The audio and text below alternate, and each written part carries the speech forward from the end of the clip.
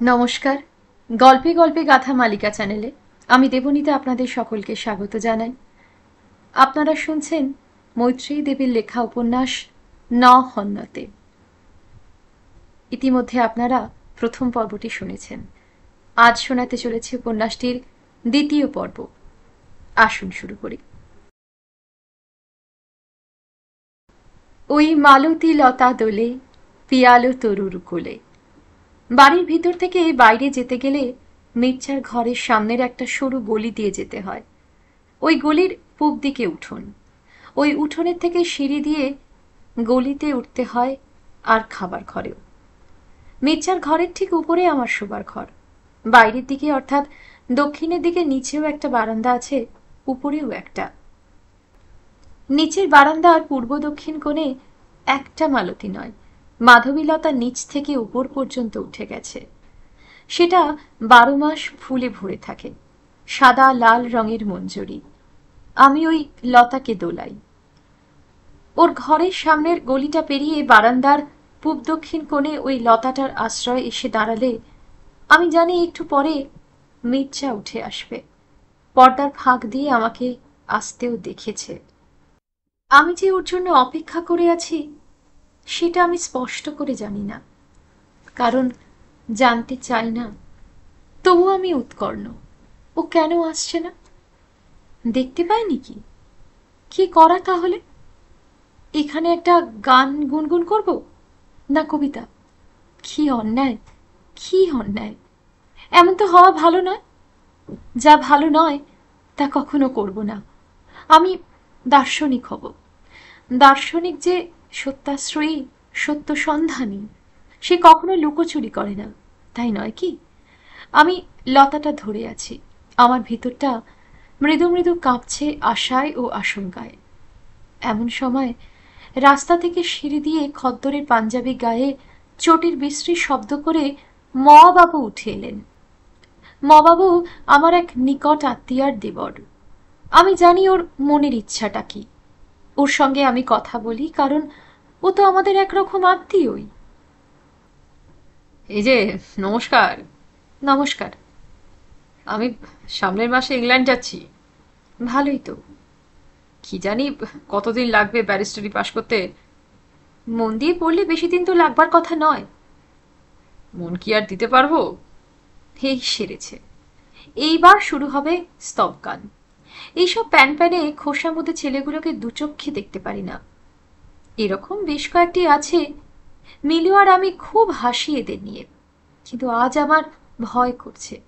মির্জা যদি বেরিয়ে এসে একে দেখে তাহলে ভ্রুকুটি করবে, মুখ অন্ধকার হবে। ও কি ভেবে নেবে কে জানে। যা ভয় করেছি তাই। পর্দা সরিয়ে মির্জা বেরিয়ে এলো। এক পা এগিয়ে ওকে দেখেই আবার ঘরে ঢুকে গেল। রীতিমতো অভদ্রতা। মামাবু কি ভাবলো? মহা বিপদ এদের নিয়ে। এরা সবাই সমান। আমি অস্থির হয়ে উঠলাম। যান না উপরে, মা উপরে আছেন। এখানে বারান্দায় দাঁড়িয়ে দাঁড়িয়ে পা ব্যথা করবার দরকার কি? আপনার পা ব্যথা হয় না? না কারোর জন্য অপেক্ষা করছেন? আমি প্রতিবন্ধক? মামাবু ভিতরে চলে গেল, আহত, বানবিদ্ধ। আমার কান্না পাচ্ছে, খুবই কান্না পাচ্ছে। এদের কথা আমার ভাববার দরকার কি? এরা কে কি ভাবলো তাতে কি এসে যায়? আমার কি ভাববার কিছু নেই? কতদিন হয়ে গেল আমি শান্তিনিকেতনে যাইনি। ওখানে না গেলে আমার মন শান্ত হবে না। শান্তিনিকেতনে ছাতিমতলায় যে পাথরের ফলকে লেখা আছে, তিনি আমার প্রাণের আরাম, মনের আনন্দ, আত্মার শান্তি। মহর্ষিদেব ঈশ্বরকে চিনতেন, তিনিই তার প্রাণের আরাম ছিলেন। হবেও বা, আমি তো ঈশ্বরকে চিনি না। বাবা সেদিন থিওলজিয়ানদের যুক্তি বোঝাচ্ছিলেন। কানের ভিতর যে যন্ত্রটা নিপুণভাবে তৈরি, হ্যামার আর ইনভিল বসানো আছে, সে কি অমনি হয়েছে? কেউ তো করেছে। সে কে? এটাই একটা ঈশ্বরের অস্তিত্বের অপ্রত্যক্ষ প্রমাণ। অমন করেও হয়তো ঈশ্বরের প্রমাণ হয়, কিন্তু সেই ঈশ্বর কি প্রাণের আরাম হতে পারে, যাকে দেখলে চোখ জুড়িয়ে যায়, যাকে দেখলে বাতাস মধুর হয়। দূর ছাই, শ্রাদ্ধের মন্ত্র মনে আসছে কেন কে জানে, আসলে এটা তো প্রেমের মন্ত্র। সেদিন স্টোর রোডের বড় লাল বাড়িটাতে আমরা গিয়েছিলাম। কলকাতার সব এলিটরা এসেছিলেন অতুল প্রসাদ সেনের গান শুনতে। অতুল প্রসাদ সেন হারমোনিয়াম বাজিয়ে গাইছিলেন, তুমি মধু তুমি মধু, তুমি মধুর নিঝর, মধুর সায়র আমার পরাণ বধূ। উনি নিশ্চয়ই ঈশ্বরের কথা বলছিলেন। বৈষ্ণব সাহিত্যে বধূ তো ঈশ্বর, শ্রীকৃষ্ণ ঈশ্বর, রাধাও ঈশ্বর। সভায় সবাই চোখ বুজে বসে আছে, কারো কারো চোখ দিয়ে জল পড়ছে। কেন? ওরা কি ঈশ্বরকে বুঝতে পারছে? বাজে কথা, আমি তো জানি। এলিট হলে কি হবে, এক একজন কি মিথ্যেবাদী আর স্বার্থপর। আমার যতদূর ধারণা, মিথ্যেবাদীদের সঙ্গে ঈশ্বরের যোগাযোগ নেই। আর মিলু, ওর কি দৌড় আমার জানা আছে। ঈশ্বর আমারও ধারে কাছে নেই, ওরও না। আমি চোখ বুঝলাম। গানটা কিন্তু খুব সুন্দর গাইছেন। ভদ্রলোকের গলায় কি দরদ। দরদ কথাটা ভালো, ঠিক মানেটা বোঝায়। আমার কিন্তু ওর মুখের দিকে দেখবার ইচ্ছে নেই, আমিও চোখ বুজে আছি। কি চমৎকার গলা, সত্যি বহিয়া যায় সুরের সুরধুনি। ওই সুরের আলোয় আমার ভিতরটা উজ্জ্বল। আমি দেখতে পাচ্ছি অন্য একটা দেশ। নিচু একটা বারান্দার ছাদের একপাশে উঠে গেছে নীলমণি লতা, তাতে গুচ্ছ গুচ্ছ নীল ফুল। ওর ইংরেজি নাম উইস্টেরিয়া। আর বারান্দার টেবিলের উপর ঝুঁকে একজন লিখছেন, তার সাদা কোকড়া চুলের উপর ভোরের আলো পড়েছে। তিনি লিখছেন আর গুনগুন করে গান গাইছেন। সে গানটা অন্য, কিন্তু দুটো গান আমার মনের মধ্যে মিশে যাচ্ছে। তখনও অনলে অনিলে জলে মধু প্রবাহিনী চলে, বলে মধুরং মধুরং। দেখো তো কেন এদিনটা ভুলেছিলাম। আমার পক্ষে একজন মানুষ ছাড়া এমন শান্তির উৎস, প্রাণের আরাম আর কেউ নেই, থাকতে পারে না, হওয়া উচিত নয়। আমার ভিতরটা কাঁপছে, মনে হচ্ছে নিজের কাছে যেন সত্য ভঙ্গ করছি। কি সে সত্য আমি জানি না, জানি না। মির্জার কাণ্ড দেখেছ? অভদ্র অভদ্র। ওর ঘরের সামনে দিয়ে মবাবু চলে গেল, তবুও বেরিয়ে এলো না। আমিও ওর ঘরে যাব না। আজ এই প্রতিজ্ঞাটা রাখবো, রাখবই রাখবো। তাতে ওর সঙ্গে যদি একেবারে বরাবরের মতো কথা বন্ধ হয়ে যায় তাও ভালো।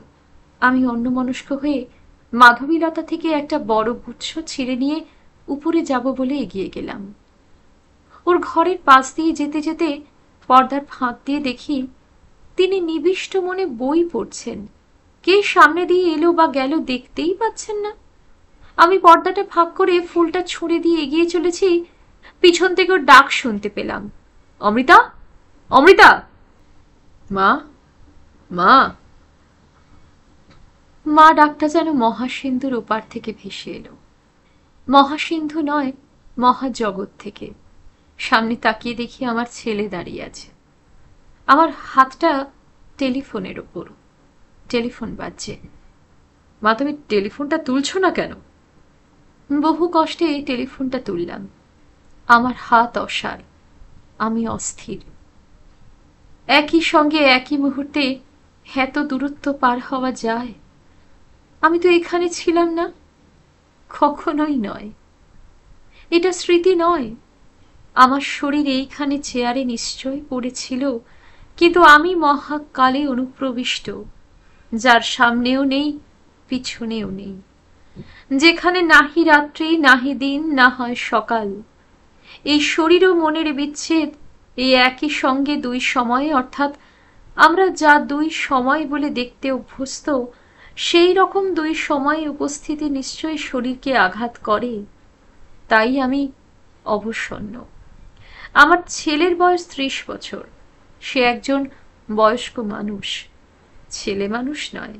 সে কি ভাবছে কি জানি, কিন্তু ওর বাবার মতো না বললে কিছুই জিজ্ঞাসা করবে না। আস্তে আস্তে ও ঘর থেকে চলে গেল। আমি ওর অপসৃয়মান মূর্তির দিকে তাকিয়ে আছি। কে গেল, কোথায় গেল, এরপরে কি বুঝতে পারছি না। লেখা এসে টেলিফোনটা তুলে নিল আমার হাত থেকে। ওপারে কেউ ছিল। তাকে বলল, মা তো শুয়ে পড়েছেন। তার নম্বরটা নিল। এখন আমি সব বুঝতে পারছি। ওই লোকটার সঙ্গে কথা বলা দরকার, কিন্তু ভালোই হয়েছে। কি কথা বলবো যদি ভুল হয়? লেখা বললে, মা আপনি শুয়ে পড়বেন, চলুন। আমি আপনাকে বলছি, আপনি কারোর সঙ্গে কথা বলুন। আমার কিছু হয়নি লেখা, কিচ্ছু না। দেখি তুলে তার বুকের আচ্ছাদন, সেখানে এখনো বাস করে কিনা মন। হন্যমান শরীরের মাঝে যার অজয় অমর সত্তার সম্ভার, পদে পদে গায়ে অসম্ভবের গান, তাই শুনতেই আজও পেতে আছি কান। অসম্ভব অসম্ভব, জীবন কি অসম্ভবের সম্ভাবনায় পূর্ণ? এতকাল পরে কি এমন করে সব মনে আসতে পারে? এত বেদনা নিয়ে এত রক্তক্ষরণ হয়? মা কি বলছেন চোখ বুজে? মন্ত্র জপ করছেন নাকি? কবিতা কবিতা, অনেক দিন পরে কবিতা লিখতে ইচ্ছে করছে। শস্ত্র ছেড়ে না, অগ্নি দহে না যারে, দেখব তারেই অশ্রুর পারাবারে। পাগলের মতো দুহাত বাড়ায়ে ধরে অধরা প্রাণের আবার স্বয়ংবরে।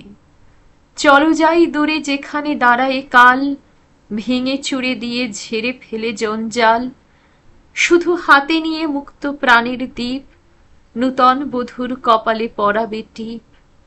সেখানে যাবই যেখানে রয়েছে থেমে বাসর রাত্রি অবিচল কারু প্রেমে। এতক্ষণে বুঝতে পারছি কেন আজ 1 বছর ধরে আমার মনে মনে ক্রমে ক্রমে কোথাও যাবার ইচ্ছাটা এত প্রবল, এত দুর্দমনীয় হয়ে উঠছে।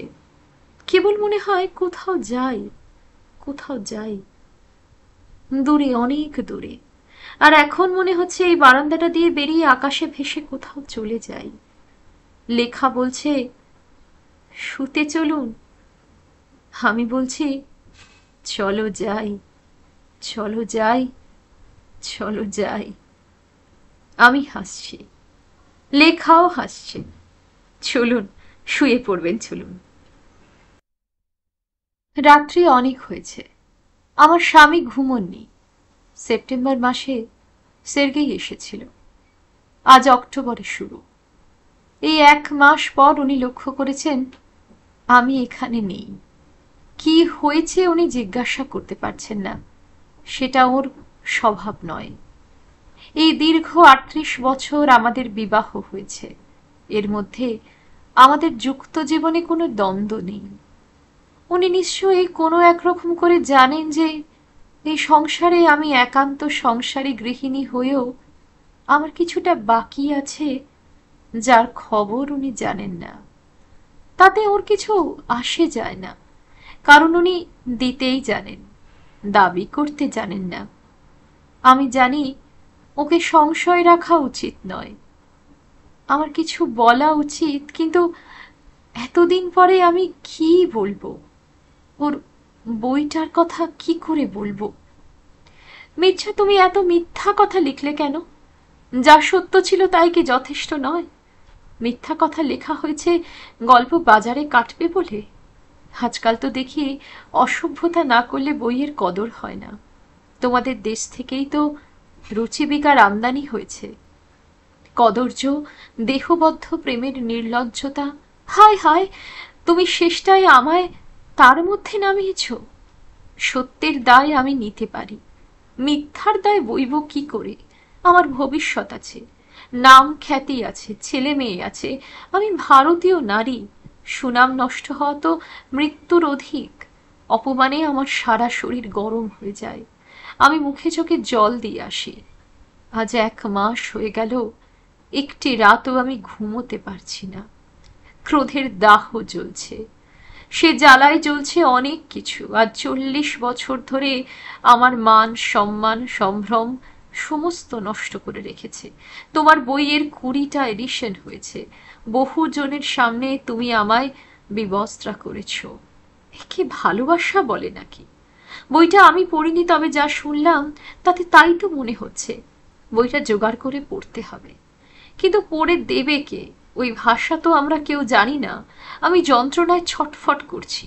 ওর মুখটা মনে করবার চেষ্টা করছি। মুখই যদি মনে না পড়ে তবে ঝগড়া করব কার সঙ্গে? আমার ওর মুখ ভালো করে মনে পড়ছে না। সে যে অনেক দিন হয়ে গেল। কেবল দেখি পার্টিশনে হেলান দিয়েও বসে আছে ওর সেই বকের পালকের মতো সাদা পা দুটো। আমি জানলার কাছে এসে দাঁড়িয়েছি। আজকাল জানলায় শিক থাকে না, থাকে গ্রিল। ওটা ধরে দাঁড়ানো যায় না। উন্মুখ মন যখন জানালা দিয়ে বেরিয়ে যেতে চায় তখন গড়ার ধরে শক্তি পাওয়া যায়।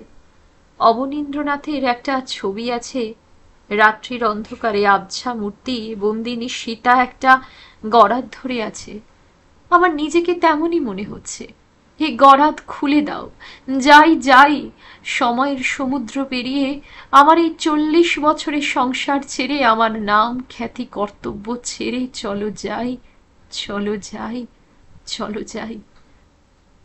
মির্জা, তোমায় একবার দেখতে চাই। আমি বাবাকে বললাম, রবীন্দ্রনাথ বিদেশে যাওয়ার আগে আমরা কি একবার তার সঙ্গে দেখা করতে যাব না? নিশ্চয়ই, ইউক্লিডও যেতে চায়। তাকে লেখা হলো। যথারীতি একদিন পরই উত্তর এলো, তথাস্তু, সকন্যক সশিষ্য এসো। সেবারে আমরা বড় গেস্ট হাউসে উঠেছিলাম। সকালবেলা উত্তরায়ণে দেখা করতে যাব আমরা তিনজন, আমি, মির্জা আর বাবা। আমি আর মির্জা একটু আগে বেরিয়ে পড়েছি। বাগানে টেনিস কোর্টের কাছে পায়চারি করছি। বাবা আর আসছেনই না। সম্ভবত পথে ক্ষিতিমোহন সেনের সঙ্গে দেখা হয়েছে। ভালোই হয়েছে, তাতে আমরা ক্ষুণ্ণ নই। কি সুন্দর সকালটা! কলকাতার পর শান্তিনিকেতন আমাদের দুজনকে যেন আলিঙ্গন করছে। তার আকাশ ভরা কোলে মোদের দোলে, হৃদয়ে দোলে। বাবা এলেন। চলো। আমি বললাম, আমি পরে যাব, তোমরা যাও। আমি আমার বন্ধুদের সঙ্গে দেখা করে আসি। আমি ওদের সঙ্গে যাব না, আমার একলা কথা বলার আছে। আমি অবশ্য কোনো বন্ধুর সঙ্গে দেখা করতে যাচ্ছি না। এখানে আমার কোনো বন্ধু নেই।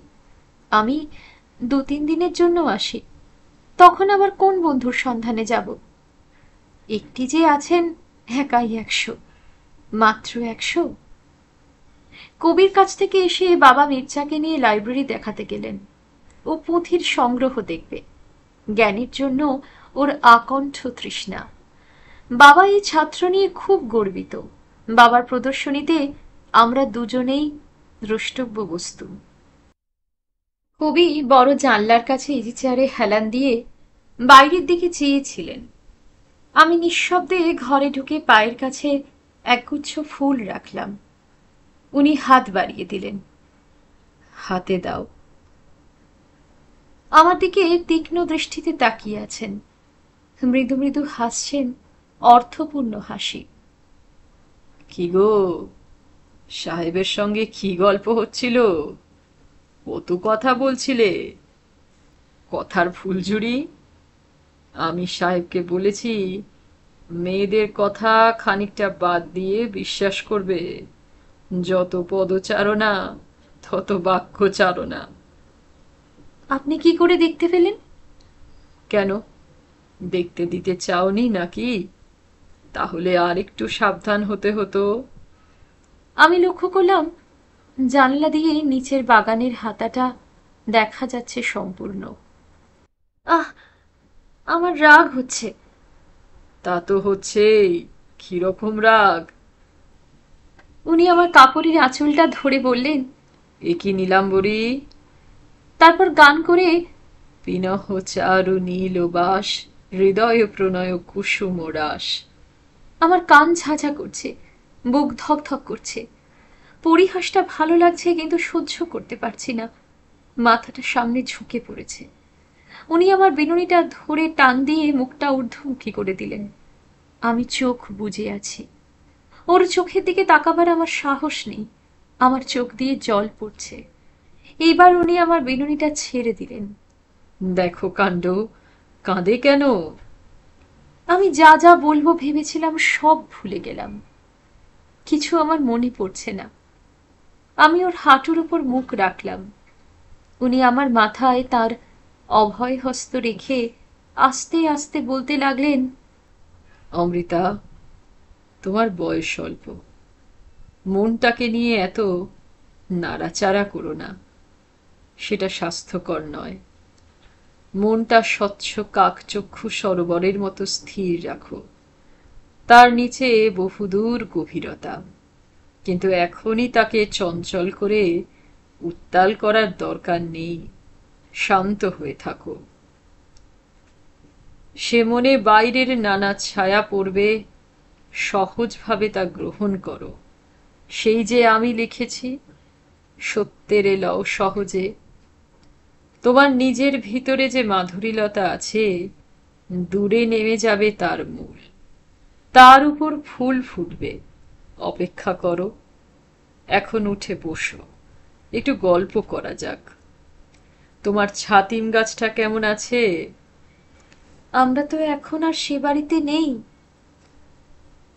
আমাদের আগের বাড়িতে একটা ছোট্ট ছাতিম গাছ ছিল। আমি সেই গাছটার উপর একটা কবিতা লিখেছিলাম। কবিতাটা রবীন্দ্রনাথের ভালো লেগেছিল। মির্জা সেই কবিতা শুনে অবাক। বলে, প্যান্থেইজম। প্যান্থেইজম বস্তুটি কি তখন জানতাম না। গাছের সাথে একটি মেয়ের প্রেমের কথাটিকে এই লাইনটা ওকে ভাবিয়েছিল। এর অর্থ কি? এটা যে কোনো ইজম নয়, কেবলমাত্র কবিত্ব, তাও বুঝতে পারে না। সেদিন গেস্ট হাউসে ফিরে বাবার কাছে প্রচন্ড বকুনি খেলাম, দেরি করেছি বলে।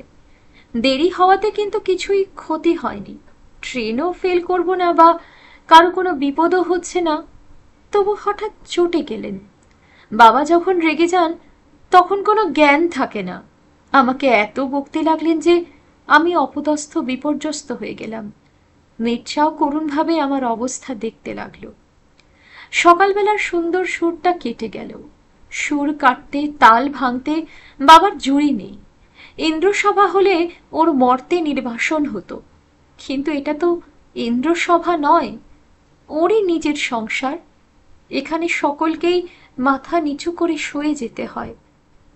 সেদিন ট্রেনে উঠে বাবা ক্রমাগত শান্তিনিকেতনে নিন্দা করতে লাগলেন। এ প্রতিষ্ঠান টিকবে না, টিকতে পারে না। কবি যেদিন চক্ষু বুঝবেন তার পরদিন উঠে যাবে। মির্জা চুপ করে শুনছে, মাঝে মাঝে সায়ও দিচ্ছে। বাবা আরো বলে চলেছেন, এবার প্রতিষ্ঠান ছেড়ে কাব্য নিয়ে পড়েছেন। প্রার্থনা কবিতার ওই লাইনটি, দেশে দেশে দিশে দিশে কর্মধারা ধায়, অজস্র সহস্রবিধ চরিতার্থতায়। ওই চরিতার্থতা শব্দটা নাকি যথেষ্ট কাব্যগ্রন্থি নয়, ওটার প্রয়োগ একেবারে ভালো হয়নি। তা হতে পারে, আমি এখন কাব্য বিচার শুনতে চাই না। আমি রেলগাড়ির জানালায় মাথা রেখে ওদের দিকে পিছন ফিরে বসে দিবাস্বপ্নে বিভোর হয়ে রয়েছি। রেলগাড়ির চাকা ধক ধক চলেছে। গাড়ির চাকা কথা বলে, গান করে। আমার মনে একটা গান গুনগুন করছে। কোন দূরের মানুষ যেন এলো আজ কাছে, তিমির আড়ালে এ নীরবে দাঁড়ায়ে আছে। তখন রবীন্দ্রনাথের গান এত শোনা যেত না, খজন গাইতো। হঠাৎ কখনো ওর গান শুনলে বুকের ভিতর মোচড় দিয়ে উঠত। এই গানটা মাত্র গত সপ্তাহে শুনেছি কালিদাস বাবুর কাছে। কালিদাস বাবু খুব মিষ্টি গান করেন। রামানন্দ চট্টোপাধ্যায় মহাশয়ের বাড়ি গিয়েছিলাম। উনি সেকালের ঠাকুর বাড়ির গল্প করেন। আমি প্রায়ই বিকেলে ওখানে যাই। সেদিন তিনি ছিলেন না, অপেক্ষা করে করে সন্ধ্যা হয়ে গেল, তাই কালিদাস বাবু আমায় পৌঁছে দিয়ে গেলেন। রমেশ মিত্র পার্কটা পার হতে হতে গুনগুন করে উনি গাইছিলেন, বুকে দোলে তার বিরহ ব্যথার মালা, গোপন মিলন অমৃত গন্ধ ঢালা। আমার কানে সুরটা রয়েছে, আমি গুনগুন করে গলায় তোলবার চেষ্টা করছি। তিমিরও আড়ালে রেলের চাকা বলছে, নীরবে দাঁড়ায় আছে। বাবা উঠে বাথরুমে ঢুকলেন। মির্জা এসে আমার পিছনে দাঁড়ালো। অমৃতা, বলো। এদিকে তাকাও। আমি ঘুরে বসে ওর দিকে তাকালাম। অস্থির অপলক আমার দিকে চেয়ে রইল, সম্মোহিত দৃষ্টি। আমি দেখতে পাচ্ছি ওকে, এখনো ঠিক তেমনই দেখতে পাচ্ছি। ওপরের বাঙ্কের দড়িটা ধরে একটু ঝুঁকে আমার দিকে চেয়ে আছে। একটু পরে আমরা দুজনেই হেসে ফেললাম। কি ভাবছিলে এতক্ষণ? একটা গান মনে করবার চেষ্টা করছিলাম। বাবা বেরিয়ে এলেন। কি বলছিস তোরা? বাবা, ইউক্লিডকে ওই গানটা অনুবাদ করে দাও না। আমার দিন ফুরালো ব্যাকুল বাদল সাজে। তুমি করো, তুমিই বা পারবে না কেন? তারপরে আমার অসাধ্য বুঝে বাবা বলতে লাগলেন, আচ্ছা, বুকে দোলে তার বিরহ ব্যথার মালা, গোপন মিলন অমৃত গন্ধ ঢালা। বর্ষার বর্ণনায় বিরহের কথা আসতেই হবে। বর্ষা বিরহীর মনকে সন্তপ্ত করে, পর্যুৎসুকি করে। বাবা মেঘদূতের কথা বলতে লাগলেন। এদিকে বলা হচ্ছে বিরহ ব্যথার মালা, অন্যদিকে গোপন মিলনের কথা। মিলন ও বিরহ, এই দুই বিপরীত ভাব দিয়ে একটা সম্পূর্ণতা বোঝানো হচ্ছে। রবীন্দ্রকাব্যে বিপরীতের প্রয়োগ সম্বন্ধে বাবা খুব ভালো করে বলতে লাগলেন। কিন্তু আজকের দিনে এই দ্বিতীয়বার তাল কাটল। এত কথার দরকার কি? আজ যে মুহূর্তে মিচ্ছে আমার চোখের দিকে তাকিয়েছে, আমি বুঝতে পেরেছি বিরহ ও মিলন একসঙ্গে কি করে থাকে, আর তার ব্যাকুলতাই বা কি।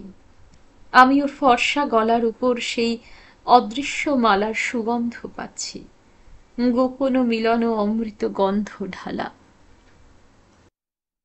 মির্জা আমাদের বাড়ি আসবার কত পরে আমার ঠিক মনে নেই, ও প্রথমে একটা কাণ্ড করল। খাবার টেবিলের এক মাথায় বাবা বসে আছেন, উল্টো মাথায় মা, মাঝখানে মুখোমুখি ও আর আমি। সে আস্তে আস্তে তার পা বাড়িয়ে দিয়ে আমার পায়ের উপর রাখল। আমি পা সরিয়ে নিলাম। আমি ভাবতে চাইলাম দৈবাত লেগে গিয়েছে, যদিও আমার শরীর মন চমকে উঠল। কিন্তু কি আশ্চর্য, সেই মুহূর্তে ওর দিকে চেয়ে আমার হঠাৎ মনে হলো, এ চলে গেলে আমি বাঁচব কি করে। খাবার টেবিল থেকে সবাই উঠে গেলে আমি জিজ্ঞাসা করলাম, তোমার পা কি হঠাৎ লেগে গিয়েছিল? তা তো নয়। না, তা নয়। কি স্পর্ধা, কি সাহস! যদি বাবার পায়ে লাগতো কি হতো তাহলে? কিছুই হতো না, আমি তৎক্ষণাৎ প্রণাম করতাম। তুমি বুঝতে কি করে? হা হা হা, তোমার বাবার পা আর তোমার পা বুঝতে পারবো না? এই বলে সে তার পা দুটো বাড়িয়ে দিয়ে আবার আমার পায়ের উপর রাখল। ৪৩ বছর আগের ঘটনা। কি আশ্চর্য, কি বিস্ময়! আমি সেই টেবিলে বসে আছি, আমি ওকে দেখতে পাচ্ছি। ও একটা পাঞ্জাবি পরেছে, ওর বুকটা খোলা, ওর ফর্সা গলাটা আমি দেখছি। ওর হাত দুটো টেবিলের ওপর। আমার হাত ধরবার ওর সাহস নেই। আমি পা দুটো সরিয়ে নেবার চেষ্টা করছি, পারছি না, পারছি না। কি অন্যায়, এ কি পাপ! কি করি এখন? মা বলেছিলেন অনাত্মীয় কোনো পুরুষ মানুষকে ছোঁবে না, তাহলে শরীর খারাপ হয়ে যায়। কথাটা ঠিকই। আমার শরীর অবসন্ন হয়ে আসছে, কিন্তু ও পা সরাচ্ছে না। আমার পায়ের উপর তা দৃঢ় সংবদ্ধ এখনো, এখানে, এইখানেই। আমার কপালের উপর একটা ঠান্ডা হাত কে রাখল। আমি যুগান্তরের ঘুম থেকে জেগে উঠলাম। পাশে দাঁড়িয়ে আছে লেখা। সে আস্তে আস্তে বললে, মা, আপনার এমন কেউ নেই যাকে মনের কথা সব বলতে পারেন? বোনকে, মেয়েকে, বন্ধুদের? আপনার কি হয়েছে কাউকে না বললে তো হবে না। স্বাধীনতা যুদ্ধের নানা রকম হুঙ্কার শোনা যাচ্ছে, হিংস্র এবং অহিংস দুই। প্রেসিডেন্সি কলেজে হাঙ্গামা লেগেই আছে।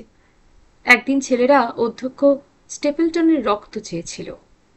আজকালকার মতো সেই রকম ঘটনা তখন হামেশা ঘটত না। যদিও বাবার সাথে স্টেপলটনের শত্রুতা খুবই, তবু সেদিন তিনি তাকে বাঁচিয়েছিলেন। কলেজের হাতার মধ্যে পুলিশের গুলিতে একটি ছেলে আহত হলে ক্রুদ্ধ ছাত্রের দল কলেজ ঘিরে ফেলে। তখন পুলিশ চলে গেছে। ছাত্রদের দাবি ওই আহত ছেলেটির রক্তের সঙ্গে স্টেপলটনের রক্ত মেশাতে হবে।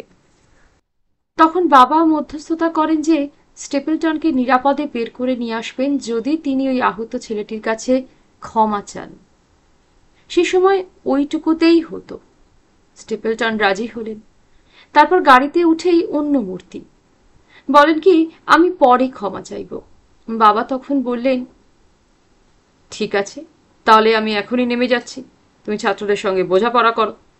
স্টেপলটন বাবাকে কিছুতে ছাড়বেন না, উনিও নেমে যাবেনই। তখন তিনি তার কোট ধরে ঝুলে পড়লেন। বাবা নিরুপায় হয়ে কোটটি খুলেই গাড়ি থেকে নেমে পড়লেন। অবশ্য শেষ পর্যন্ত তিনি ক্ষমা চাইতে বাধ্য হয়েছিলেন। এই কোট ধরে ঝোলার হাস্যকর ব্যাপারটি বাবা সেদিন খাবার টেবিলে সবিস্তারে বলে আমাদের খুব হাসিয়েছিলেন। মির্জা তখনই ঠিক করল যে পরের দিন রেভলিউশন দেখতে যাবে। বলানি কওয়ানি সকালে সে বেরিয়েছে। সারাদিন কেটে গেলেও সবাই উদ্বিগ্ন। মা ঘর বার করছেন, পরের ছেলে বিপদে পড়ল কিনা। কাকা যখন পুলিশে খবর দিতে যাবেন এমন সময় মূর্তিমান এসে হাজির। ধূলি ধূসরিত, সারাদিন ঘুরে উস্কো খুস্কো এবং নিরতিশয় হতাশ। যেখানে যেখানে পিকেটিং হচ্ছে, ঘুরেছে, পথে পথে ঘুরেছে বিপদের সন্ধানে, কিন্তু কোনো বিপদ হয়নি। উপরের জানালা দিয়ে কেউ একজন একটা দইয়ের ভাঁড় ফেলেছিল, সেটাও ওর গায়ে পড়ল না। পড়ল কিনা সামনে। এমন কিছু ঘটল না যাতে দেশে ফিরে গিয়ে কোনো চিহ্ন দেখাতে পারে। ওর ভয় দেশে সবাই বলবে, ভারতে যখন রিভলিউশন হচ্ছিল তখন তুমি কোন গর্তে লুকিয়েছিলে। সে যে ভারতে এসেছিল এটা নিজের দেশের লোককে কি করে বিশ্বাস করাবে, এই ওর এক ভাবনা। কারণ ওর দেশ থেকে এই প্রথম কেউ ভারতে এসেছে। এদিকে চামড়াও যথেষ্ট রোদে পোড়া হচ্ছে না। তাই একদিন সকালে উঠে একটি মাদুর নিয়ে ছাদে চলে গেল। সেখানে মুখের উপর একটা তোয়ালে চাপা দিয়ে বেলা দুপুর অবধি শুয়ে রইল। তারপর বিকেলবেলা তার সারা গায়ে ফোস্কা পড়ে গেল। আমরা ছোটরা খুব হাসছি। বিশেষ যে সহানুভূতি আছে তা নয়। মা খুব উদ্বিগ্ন। এ ছেলে তো পাগলামি শুরু করেছে। ইউরোপের একটি দুরন্ত ছেলেকে সামলানো কঠিন, বিশেষ করে ভাষাটাও তেমন রপ্ত নেই। চাঁদশির মলম এলো। মা দেখিয়ে দিলেন। কাকা লাগাতে লাগাতে মার ভৎসনাগুলি ইংরেজিতে অনুবাদ করতে লাগলেন। বাবা পরে ওকে বোঝালেন, দেখো মির্জা, তুমি যে ভারতে এসেছো তা তোমার কথা শুনেই সবাই বুঝতে পারবে। তোমার ভিতরেও পরিবর্তন আসবে, সেটাই তো আসল। গায়ের রং ব্রাউন তো অন্যত্র রোদে শুয়ে থেকে করা যায়, কিন্তু আসল পরিবর্তন করবে ভারতীয় দর্শন। তুমি যা পড়েছ তাতেই রূপান্তর হবে। তাছাড়া রেভলিউশন দেখার জন্য দৌড়দৌড়ি করে লাভ নেই। ভারতে এখন সর্বত্র রেভলিউশন হচ্ছে। পিকেটিং আর কাঁদুনে গ্যাসই কি একমাত্র দ্রষ্টব্য বস্তু? এই যে তুমি আমাদের বাড়ি আছো, এটাই তো একটা রেভলিউশন। আমার বাবার বাড়িতে কি থাকতে পারতে? তাহলে আমার স্ত্রী তোমার সামনে মুখ ঢেকে বেরুতেন। আর এই অমৃতা ছেলেদের কলেজে গিয়ে কবিতা পড়ে, এ কখনো হতে পারতো? তোমার বাসন আলাদা হতো, তুমি ছুঁয়ে দিলে ভাত ফেলা যেত, সে এক ব্যাপার। সে অবস্থার সঙ্গে তুলনা করলে আজ এই বাড়ি একটা রেভলিউশন। সাহিত্য পরিষদে প্রকাণ্ড সাহিত্য সভা হবে। এখন যেখানে গোখেল মেমোরিয়াল স্কুল সেইখানে। এই প্রথম আমি স্বরচিত গদ্য প্রবন্ধ পড়ব। বিষয়বস্তু সুন্দরের স্থান কোথায়? সুন্দর কি বাইরে আছে না মানুষের মনে? কথাটা নিয়ে এত ঘোর প্যাচের দরকার কি? সুন্দর তো বহির্বস্তু হতেই পারে না। মানুষই সুন্দর দেখে তার চোখে, অর্থাৎ মনে নীলাঞ্জন মায়া। এই প্রবন্ধের জন্য আমি রীতিমতো পরিশ্রম করছি। যা লিখছি বাবার পছন্দ হচ্ছে না। যা হোক, শেষ পর্যন্ত খাড়া হয়েছে। এখন একটা পরীক্ষার সামনে। ওই সভায় রবীন্দ্রনাথের সভাপতিত্ব করবার কথা ছিল, কিন্তু তিনি আসতে পারবেন না। হায়দ্রাবাদে গিয়ে অসুস্থ হয়ে পড়েছেন। এই নিয়ে অকুস্থলে অর্থাৎ সাহিত্য সভায় খুব নিন্দা হবে তার। রবীন্দ্রনাথকে দু কথা শোনাতে কেউ ছাড়ে না দেশে।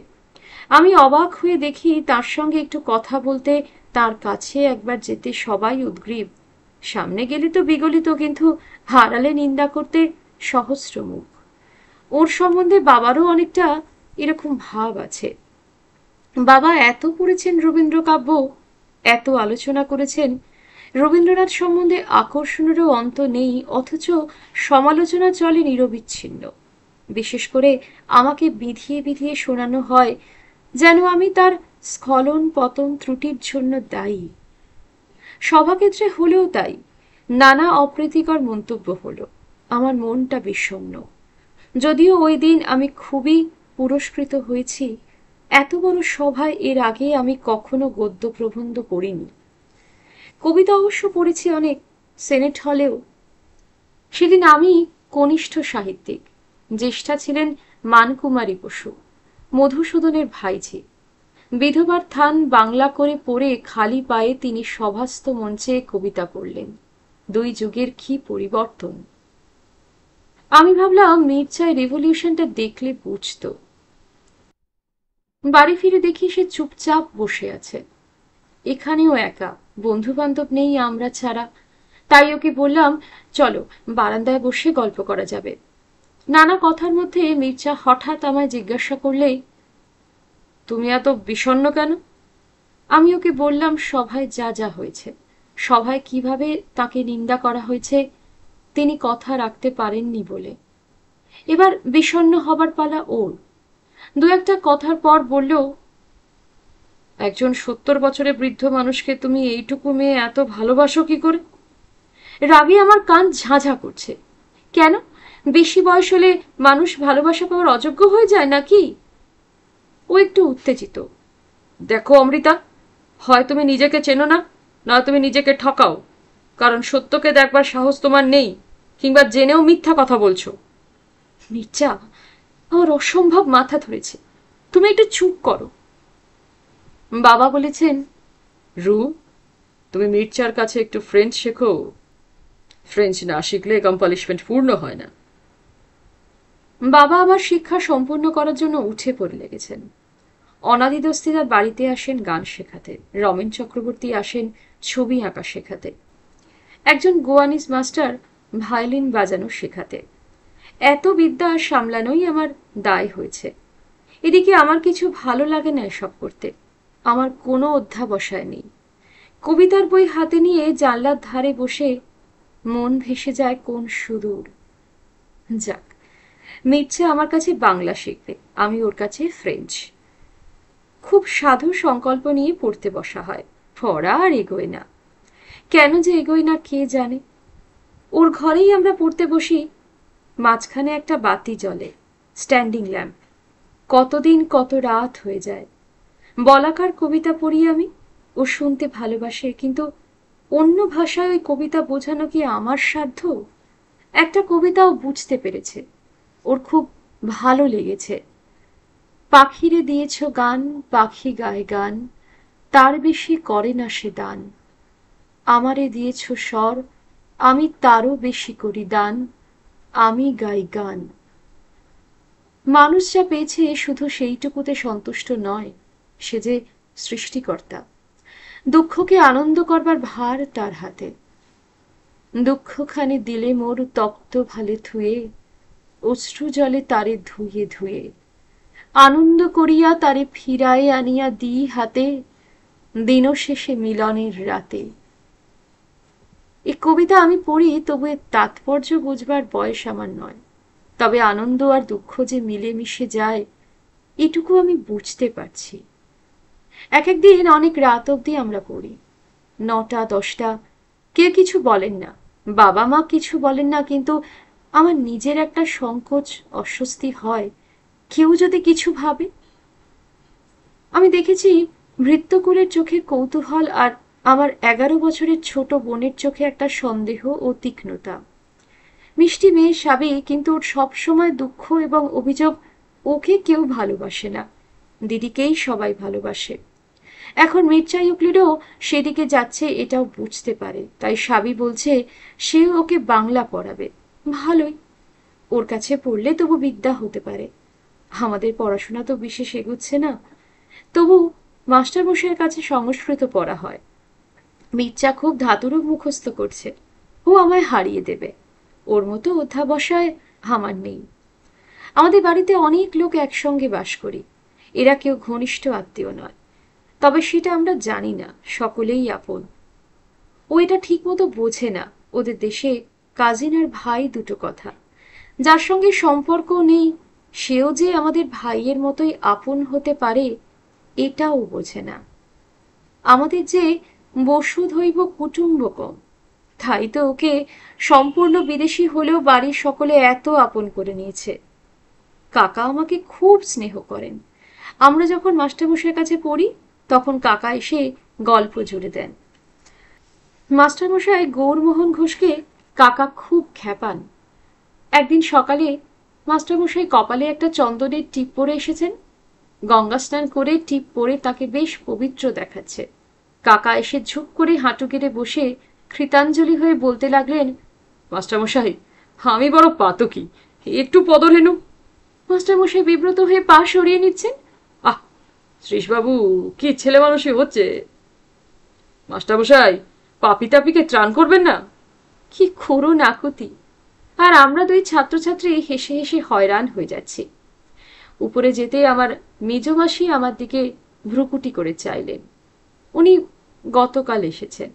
গতকাল থেকেই ওর সন্দিগ্ধ দৃষ্টি দেখছি আমি, বিরক্তিকর। মাসি বললেন, ওই সাহেব ছোয়াটার সঙ্গে অত কি হি হি করছিলি? আমিও দমবার পাত্রী নই। সাহেব ছোড়া আবার কি? ওর নাম নেই নাকি? নাম একটু বেশি ধিঙ্গি হয়ে পড়েছে। নরেনবাবু মাথায় তুলে সর্বনাশ করছে। মুরুকি, আমি আর এখানে বেশিক্ষণ দাঁড়াতে চাই না। ওর সঙ্গে তর্ক করে একটা বিশ্রী ব্যাপারও করতে চাই না, পালানোই ভালো। মির্জার ঘরের সামনের সরু গলিটা দিয়ে বেরিয়ে যে বারান্দা, সেখানে চিঠির বাক্স। ডাকওয়ালা চিঠি দিয়ে যায়, বাক্সটা চাবি বন্ধ। চাবিটা আমার কাছে থাকে। আমি দিনে 2-3 বার ওই বাক্সটা খুলে চিঠি সংগ্রহ করি। যদিও ডাকের তো একটা বিশেষ সময় আছে, যখন তখন বাক্স খোলার দরকার কি, কিন্তু আমি পারি না। দিনের মধ্যে অনেকবার মনে হয় যাই দেখে আসি চিঠি আছে কিনা। বিশেষত দুপুরবেলায় বাড়ি যখন শান্ত অর্ধস্তিমিত, অবশ্য নিদ্রিত নয়, আমাদের বাড়িতে কেউ দুপুরে ঘুমায় না, সবাই পড়ে। তখনই আমার ইচ্ছে করে চিঠির সন্ধানে যেতে। আমি জানি আমি কেন চিঠি দেখতে যাই। আমার তো বুদ্ধি আছে, নিজেকে আর কত ফাঁকি দেব। যদিও মির্জা বলেছে যে হয় আমি বোকা নয় মিথ্যেবাদী। আমি জানি আমি কোনোটাই নয়। আজকে দুপুরবেলা ক্রমাগত মনে হচ্ছে চিঠি এসেছে কিনা দেখে আসি। বঙ্কিমচন্দ্রের গল্পের সুমতি কুমতির ঝগড়া চলেছে মনের মধ্যে।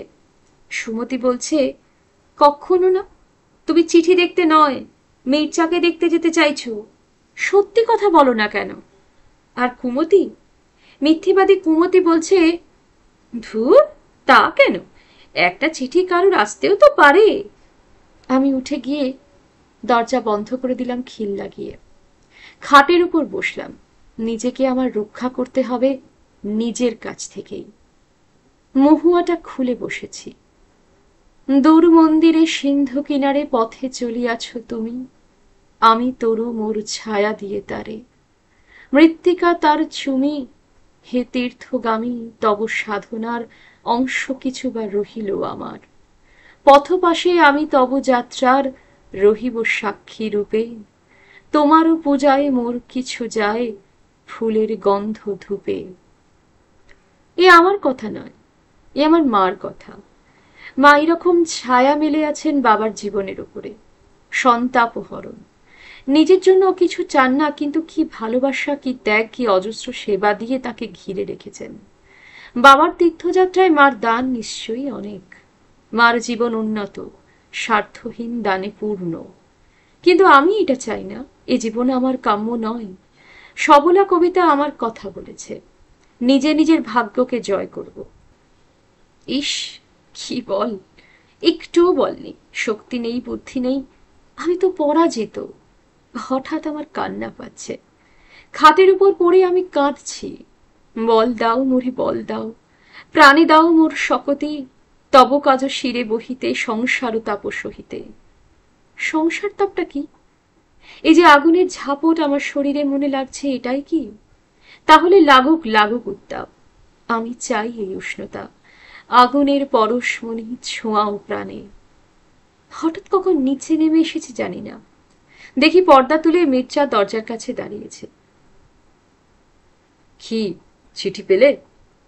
না, এলো না। কি হতাশ যে লাগছে। কার চিঠির অপেক্ষা করো? কোনো অজানা জনের। সে কে? জানি না, তাকে চিনি না বলেই অপেক্ষা এত মধুর। আমি ডাকঘরের কথা বলছি, ও বুঝতে পারছে না, ভ্রুকুটি করছে। কি হবে একসঙ্গে যদি সারা জীবন থাকতে হয়? অর্ধেক কথা না বলা থাকবে আর ক্রমাগত ডিকশনারি দেখতে হবে। আবার কি কথা মনে এলো? এর সঙ্গে সারা জীবন থাকবো কি করে? এই তো কদিন পরেই চলে যাবে, আমারও বিয়ে হয়ে যাবে। কোথায় বিয়ে হবে কে জানে। একটা লোকও মনে করতে পারছি না যার সঙ্গে সারা জীবন বাস করা সম্ভব। ভিতরে আসবে না অমৃতা? তোমার জন্য নোট হ্যামসুনের হাঙ্গার বইটা এনেছি। এই প্রথম ও আমাকে একটা কিছু উপহার দিল। আমি ওর হাত থেকে বইটা নিলাম। বইটাতে আমার নাম লিখেছে আর ফরাসিতে একটা কথা, আমি দিয়ে। আমি দাঁড়িয়ে আছি, বসতে আমার সাহস হচ্ছে না, কেন কে জানে। সেও দাঁড়িয়ে আছে, আমি না বসলে তো বসবে না। আমি ওর দিকে পিছন ফিরে পিয়ানোর ডালাটা খুলে দাঁড়িয়ে আছি। আমি কি কিছুর জন্য অপেক্ষা করছি? একটা অসম্ভব কোনো ঘটনা? কি ঘটবে আমি কি তা চাই? ও আমার খুব কাছে দাঁড়িয়ে আছে, কিন্তু আমাকে স্পর্শ করেনি। আমার পিঠে ও হাত রাখতে পারে কিন্তু রাখেনি। মাঝখানে একটুখানি আকাশ আছে, আমরা দাঁড়িয়েই আছি। আমার সর্বাঙ্গে আমি ওকে অনুভব করছি, মনের মধ্যে ওর অস্তিত্বের স্পর্শ লাগছে। এ কি ব্যাপার? আকাশ তো শূন্য নয়, ইথারে পূর্ণ। ইথার কি বস্তু আমি জানি না বটে, তবু সেই নিশ্চয়ই অদৃশ্য হাতে সংযোগ করছে।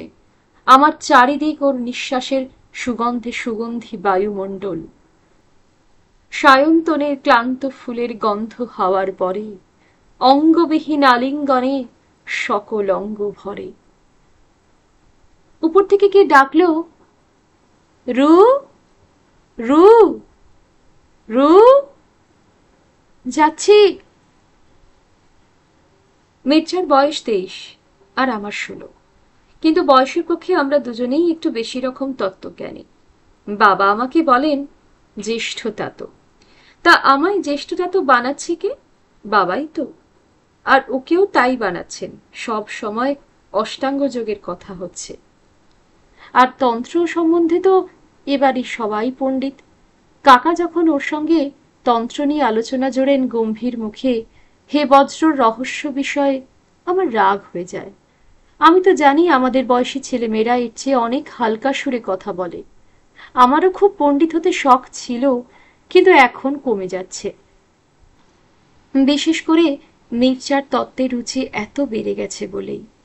দেখা হলেই বিশ্ব সাহিত্য আমায় পড়িয়ে ফেলবে। কাল সারাক্ষণ একটা অদ্ভুত অলৌকিক গল্প আমায় বলেছে, যার কোনো মানেই বুঝলাম না। একটা লোকের ফাঁসির হুকুম হয়, সে যে মেয়েকে ভালোবাসত সে অনেক দূরে থাকে। ফাঁসির মুহূর্তে তার সেই মেয়েটিকে মনে পড়ল। তারপর 10 মাস পরে সেই মেয়েটির একটি ছেলে হলো, সে ঠিক ওই লোকটার মতো দেখতে।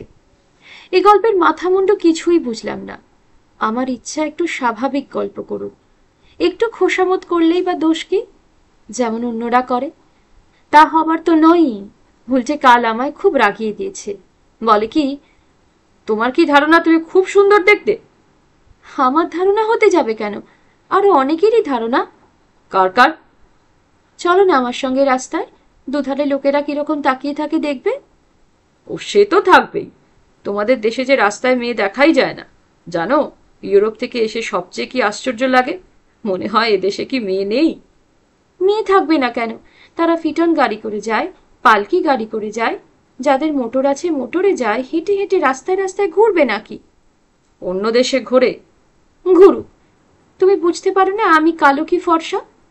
বাবা আমি সাবে মিলু মা সব এক, ঝুড়ু আমার মতো।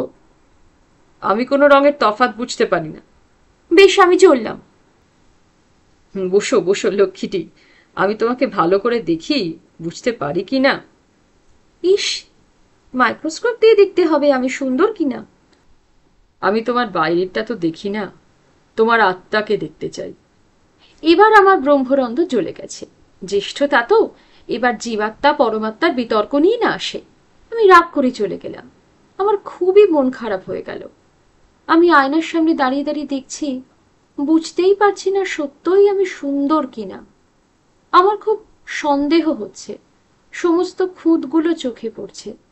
মিলু এসে বললে, কি দেখছিস অত? শোন ভাই, আমাদের ভারতবর্ষে কত রকমের পোশাক আছে, আমরা সবসময় একরকম পোশাক পরি কেন? সে এক হবল করে শাড়ি পরা আর বাংলা করে। সত্যি রাজপুতানীদের ঘাগরা সুন্দর, মারাঠিদের মতো বড় শাড়িও মন্দ নয়। মিলু আর আমি কিছুদিন থেকে গয়নার ডিজাইন নিয়ে পড়েছি। আমাদের সময়ে সাধারণত যেসব গয়না তৈরি হতো তা বিলাতি নকশা থেকে খুব কাঁচা অনুকরণ, তার সৌন্দর্য সৌকর্য কিছুই ছিল না। ঠিক সেই সময়টা, অর্থাৎ আমাদের ২-৩ পুরুষ আগে থেকে শিল্প রুচির অধঃপতন হয়েছিল। ঠাকুর বাড়িতে তার পুনরুদ্ধার চলছিল। গৃহসজ্জায় বা দেহসজ্জায় খুঁজে খুঁজে পুরানো নকশার জিনিসপত্র, পুরানো ছাদের গয়নার চলন হচ্ছিল। তাকে বলা হতো ওরিয়েন্টাল। এ বিষয়ে স্টেলা ক্রামডিস বিদগ্ধা। আমি আর মিলু সামান্য নারী, আমরাও কিন্তু পুরানো রাজপুত রূপার গয়না থেকে নকশা নিয়ে, উড়িষ্যার রূপার গয়না থেকে নকশা নিয়ে গয়না বানাতাম। খুব গয়না বানাতাম আমরা। কি বা সোনার দাম ছিল, 18 টাকা ভরি। তারপর আমরা ঠিক করলাম রূপার গয়নাই বা পরবো না কেন। সে সময় নিম্নবিত্ত মেয়েরা ছাড়া রূপার গয়না কেউ পরতো না, আমরাই শুরু করেছিলাম। পরে খুব চলেছিল। পায়ের খাড়ুর সঙ্গে মখমলের চোটে জুড়ে আমরা জুতো বানিয়েছিলাম। সেই বকচ্ছপ বস্তুটি যে খুব চমৎকার হয়েছিল তা নয়, তবে লোকে তাকিয়ে থাকতো ঠিকই। সেদিন আমরা ঠিক করলাম উড়িষ্যার মেয়েদের মতো সাজ করা যাক। শাড়ি খাটো করে অনেক গয়না পরা হলো।